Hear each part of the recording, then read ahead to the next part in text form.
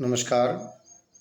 पीताम्बरा ज्योतिष चैनल में आप सबका बहुत बहुत स्वागत है। दर्शकों, ज्योतिष से संबंधित बहुत सारी जानकारी हम समय समय पर दे रहे हैं और इधर लगातार 7-8 दिनों से आपको निःशुल्क ज्योतिष सिखा रहे हैं। उस क्रम में अब आज बताने जा रहे हैं कि कल हमने बताया था कि ज्योतिष में प्रथम भाव का क्या फल होता है। अब आज बताएंगे द्वितीय भाव में यदि ग्रह हैं तो क्या फल है। द्वितीय भाव है क्या? ज्योतिष शास्त्र में आकाश मंडल को समझने के लिए 360 डिग्री का एक वृत्त मान लिया गया। अब उसमें 12 भाव माने गए हैं, तो 12 से 360 को अगर आप डिवाइड कर दें तो 30-30 डिग्री का 12 भाव आ जाते हैं। तो 0 से 30 डिग्री प्रथम भाव और 30 डिग्री से 60 डिग्री द्वितीय भाव होता है।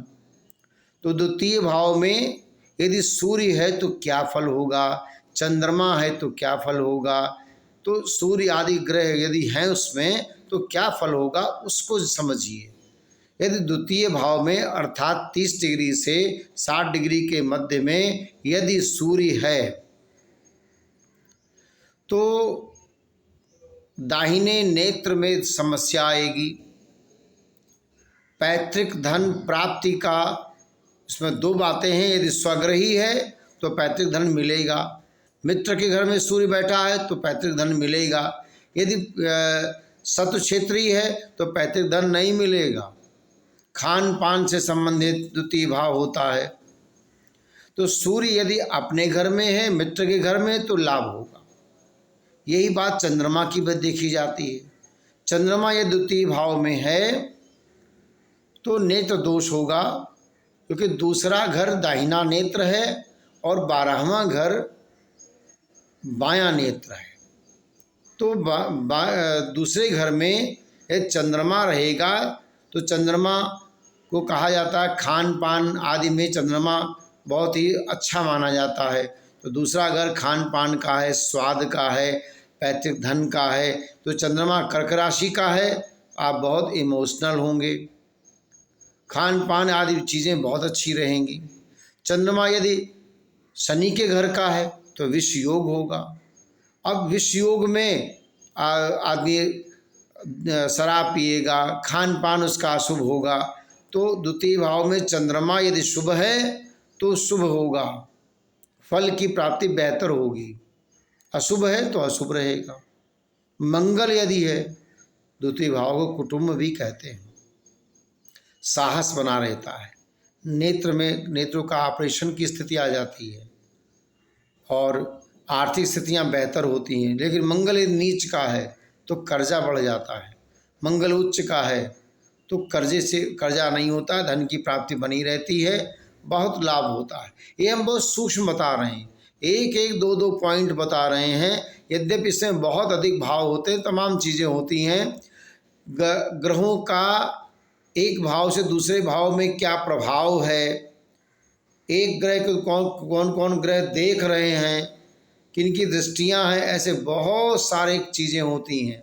हम समझने के लिए खाली अभी सूक्ष्म चीज़ें बता रहे हैं। अब यदि बुध है तो बुध वाणी का विषय होता है, द्वितीय भाव वाणी का भी विषय है, खान पान का विषय है, पैतृक धन का विषय है। तो वाणी कारक बुध यदि स्वग्रही है यानी मिथुन या कन्या का है तो बड़ी सुंदर वाणी होगी।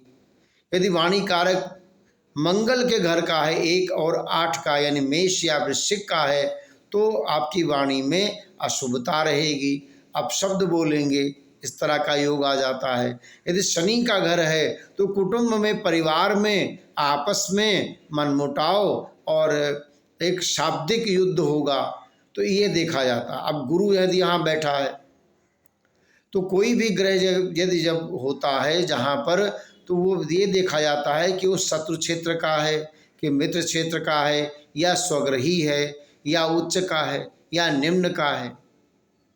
तो गुरु कर्क राशि में उच्च का होता है तो कर्क राशि यदि द्वितीय भाव में उदित हो रही है और गुरु कर्क राशि में है तो बड़ी सुंदर वाणी, विवेक उत्तम, बड़ा ज्ञानवान, उत्तम विद्या, उत्तम बुद्धि, न्यायाधीश का पद मिल जाना, इस तरह के बहुत सारे योग बन जाते हैं। लेकिन गुरु यदि नीच का हो तो यही सब चीज़ें नहीं बनेगी। यदि वहाँ पर शुक्र है, अब शुक्र की उच्चता मीन राशि में, निम्नता कन्या राशि में। शुक्र की दो राशियाँ, वृषभ राशि, तुला राशि में शुक्र उच्च का होता है, मतलब स्वराशि होती है शुक्र की। तो यदि अपने राशि में सुख, कुटुंब परिवार सुखी, यदि मित्र की राशि में है तो ठीक, यदि सूर्य या चंद्रमा की राशि में है तो अशुभ हो जाता है, तमाम कलह हो जाते हैं। ये द्वितीय भाव में शनि बैठा है। शनि के दो राशियाँ, एक मकर राशि, दूसरी कुंभ राशि। और शनि उच्च राशि कौन सी है? तुला राशि। शनि के मेष राशि निम्न राशि है। तो शनि यदि द्वितीय भाव में है, हर कार्य देरी से करेगा, आलस्य आएगा, जल्दी सुबह उठ नहीं पाएंगे, वाणी में भी अशुभता बनी रहेगी। लेकिन शनि यदि उच्च का है, धन की प्राप्ति बेहतर हो जाती है और शिक्षा बेहतर हो जाता है, कानून के क्षेत्र में लोग चले जाते हैं। तो इस तरह से ये सब चीज़ें देखी जाती हैं। राहु ये द्वितीय भाव में है तो वाणी विकार, मुख में रोग, जिह्वा रोग, इस तरह की चीज़ें हो जाएंगी और अशुभता आ जाती है, दांत में दिक्कत आ जाती है।